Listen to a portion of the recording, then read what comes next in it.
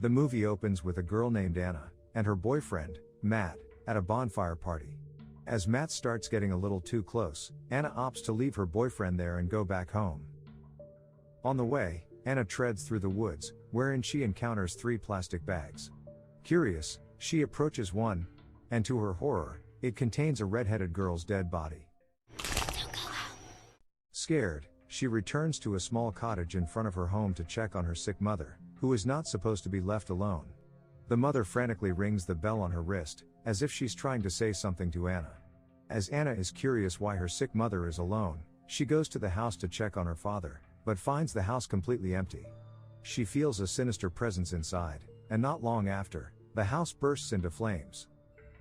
As it turns out, everything that just happened is a recurring nightmare that Anna is currently telling her therapist about.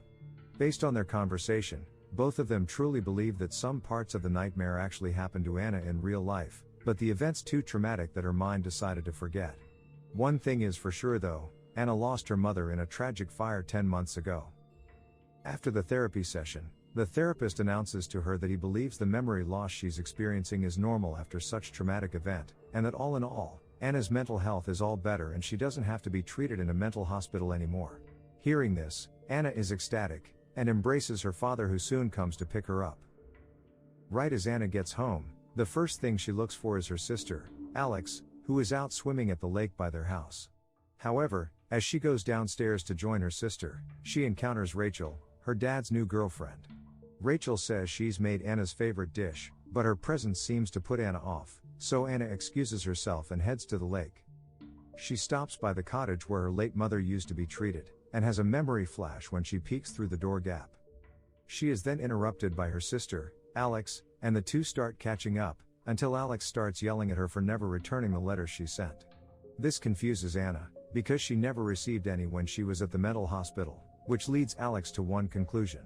Alex heads back to the house, and starts yelling at their dad, accusing him of being afraid if Alex would tell Anna about his new girlfriend.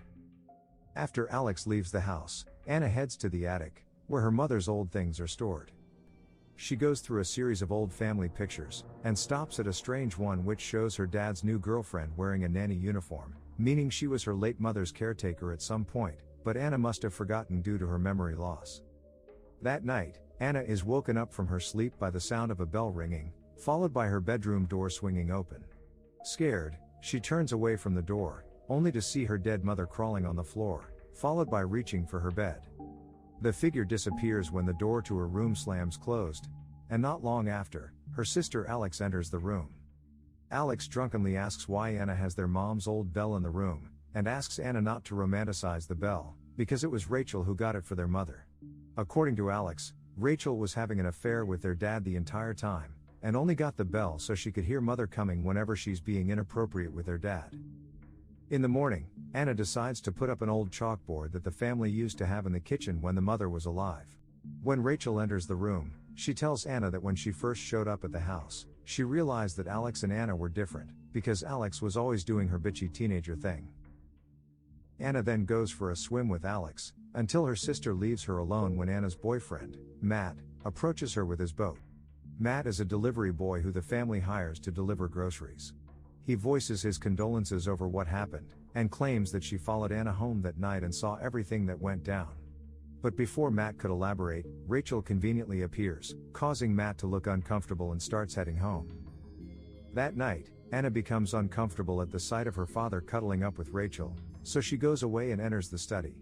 In there, she finds a broken glass ball, and has a faint memory of it falling and breaking, followed by hearing the sounds of bell ringing coming from outside the house.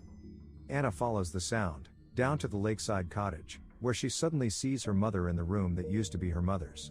The mother crawls on the floor before getting up, and screaming murderer while pointing to the house. Hearing Anna's screams, Alex comes to the rescue. Here Anna tells Alex what she saw, and believes that their mother's ghost is trying to tell her something. After seeing Rachel standing in front of the house, Anna now believes that the fire that killed her mother wasn't an accident, but was purposely ignited by Rachel. The following day, Alex and Anna talk about the possibility that Rachel could be the murderer. Just then, Rachel knocks on the bathroom door, and asks them to come shopping with her for a dinner party. Alex bluntly says no, but Anna agrees to go into town with Rachel, because she wants to see Matt and get the full story of what exactly he saw that night. Anna and Rachel stop by a diner for lunch, during which Rachel showcases a pearl necklace that a dead old patient gave to her a long time ago. As Rachel kept on talking about how terrible her job as a caretaker had been before, Anna begins having another vision. This time, she sees the red-headed girl from her nightmare sitting not far from her, before disappearing. Afterwards, they head to the grocery store, and while Rachel shops, Anna goes to find Matt, who works there. But because Matt is busy right now, they agree to meet tonight at the Rock by the dock. Rachel is lurking behind, and tells Matt to stop delivering groceries to their house from now on. Once Anna gets home, she joins her sister, who is digging around Rachel's things in the bathroom. Interestingly, they find a case full of sedatives that Rachel undoubtedly used as a caretaker. At night, the sisters head to the Rock and wait for Matt, but he never shows up. Disappointed, they head home and go to bed, during which Anna gets yet another nightmare.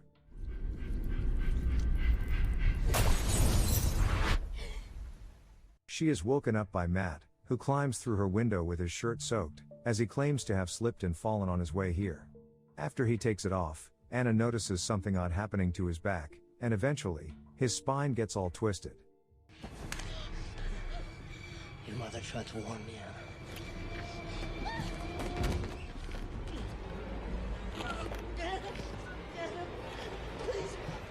Anna quickly exits the room, and realizes that it's daylight out. When she reopens the bedroom door, Matt is gone, but there is a helicopter out in the lake. The sisters rush to the scene, and discover Matt's dead body getting pulled out of the water.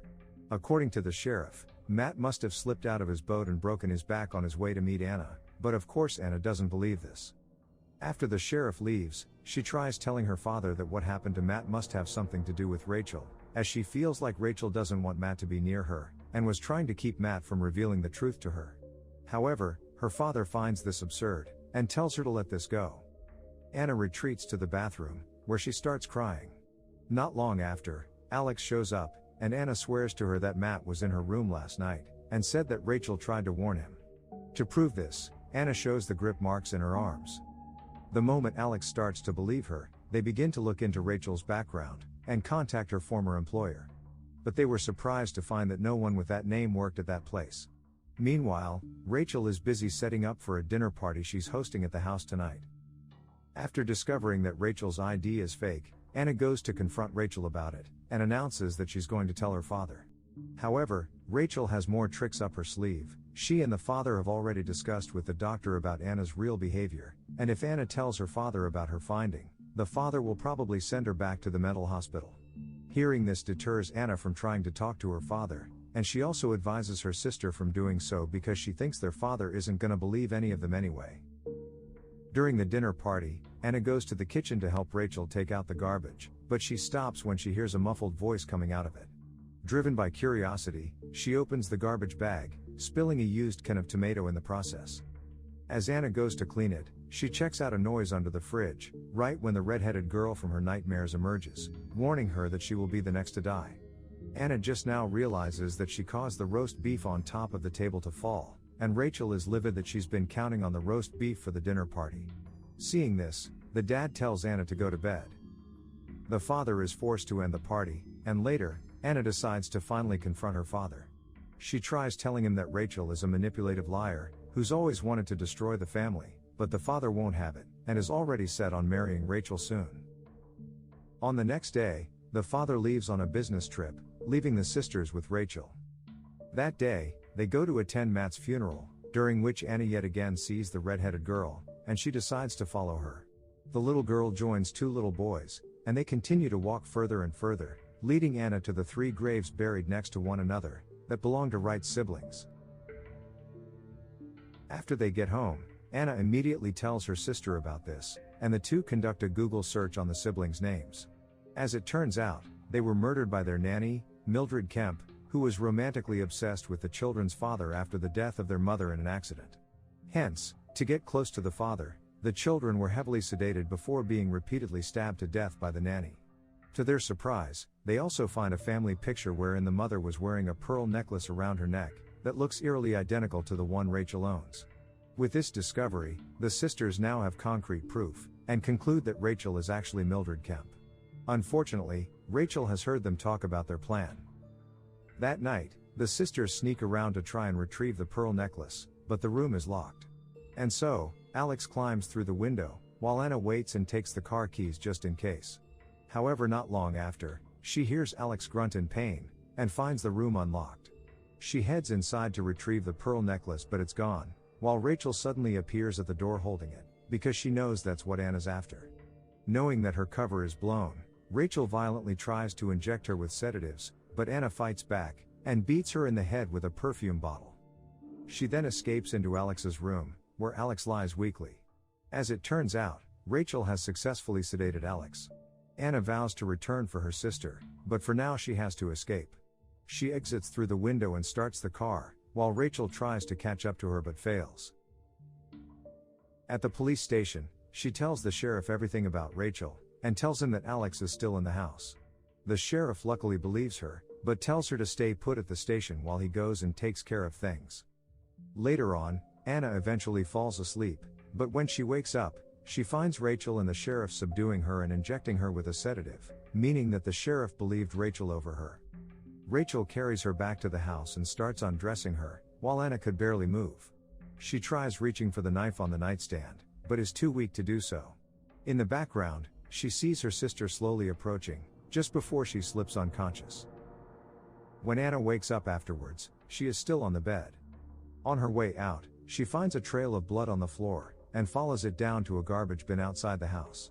She is shocked to find Rachel's dead body inside, and not far from her, Alex stands with a bloody knife, saying that she had to do it.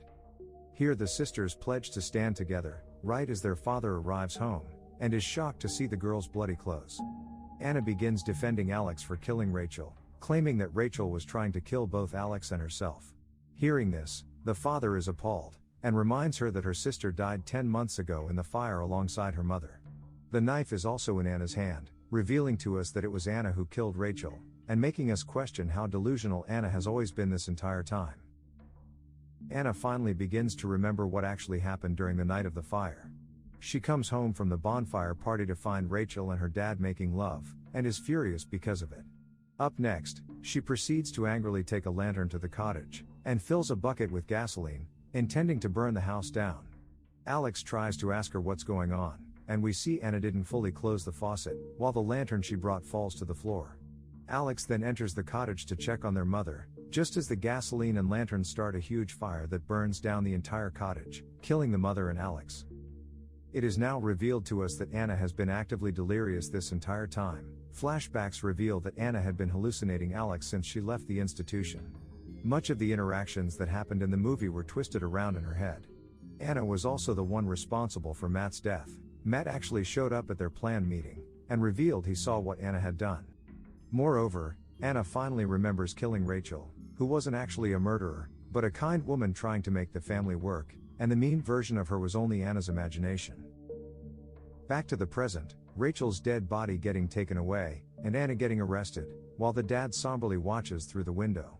The father also reveals to the sheriff that Rachel changed her last name 3 years ago to escape an abusive ex-boyfriend.